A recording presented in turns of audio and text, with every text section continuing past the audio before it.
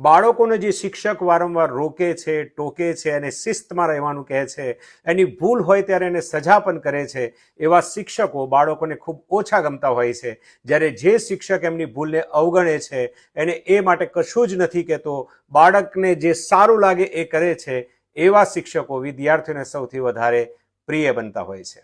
પરંતુ બાળકો યાદ રાખજો કે તમારી કારકિર્દી જ્યારે જે શિક્ષકે તમને વારંવાર ટોક્યો હશે, તમને સજા કરી હશે, એના પરિણામે તમે સજાગ બન્યા હશો અને એના કારણે તમારી કારકિર્દી શ્રેષ્ઠ બનશે, ત્યારે કારકિર્દી શ્રેષ્ઠ બન્યા પછી તમે એ જ શિક્ષકને સૌથી વધારે પ્રેમ કરશો અને યાદ પણ કરશો.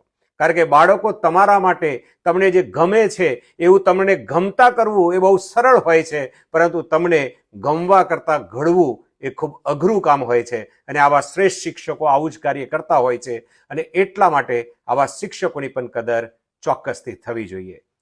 તમામ શિક્ષક મિત્રો, તમારું આ બાબતે શું કહેવું છે જરૂર કોમેન્ટમાં જણાવશો. જય હિન્દ, જય ભારત, જય શ્રી રામ.